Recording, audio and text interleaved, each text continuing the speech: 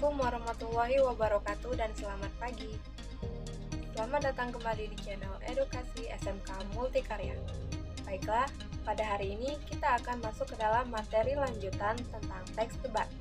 Adapun pembahasannya yaitu mengenai analisis isi debat dan yang kedua praktik debat. Untuk lebih lengkapnya, saksikan penjelasan berikut ini. D. Analisis isi debat.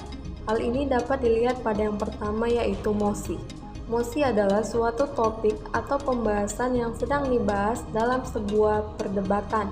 Kemudian yang kedua pernyataan sikap atau pendapat yang disampaikan oleh masing-masing orang yang berdebat.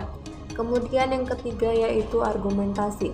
Argumentasi adalah sebuah pendapat yang akan disampaikan dengan tujuan tertentu serta memberikan bukti secara terkonsep dan terpercaya.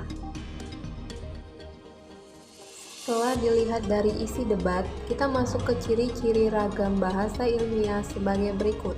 Yang pertama, struktur kalimatnya jelas dan bermakna lugas, artinya poin-poin pentingnya saja secara rinci. Kemudian yang kedua, struktur wacana bersifat formal.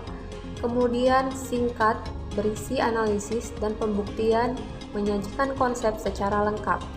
Yang keempat, cermat dalam menggunakan unsur baku istilah atau kata, ejaan, bentuk kata, kalimat, paragraf, dan wacana. Selanjutnya, cermat dan konsisten menggunakan penalaran dari penentuan topik. Yang selanjutnya menggunakan istilah khusus yang bersifat teknis dalam bidang ilmu tertentu. Selanjutnya dapat diukur kebenarannya secara terbuka oleh umum atau objektif. Dan yang terakhir, menghindari bentuk persona dan ungkapan subjektif. Unsur kebahasaan dalam teks debat. Unsur kebahasaan dalam teks debat sering diketahui menggunakan konjungsi antar kalimat, yaitu kata penghubung atau kata penyambung antar kalimat. Contohnya, kata jadi dan kata oleh karena itu. Konjungsi jadi dan oleh karena itu sering digunakan dalam teks debat. Konjungsi jadi menyatakan sebuah kesimpulan, sedangkan konjungsi oleh karena itu menyatakan akibat. E. Praktik debat. Susunan mosi. Sebelum melakukan praktik debat, adapun langkah-langkah dalam merumuskan mosi sebagai berikut. Yang pertama, pilihlah mosi debat yang seimbang. Kemudian, pilihlah mosi yang menarik.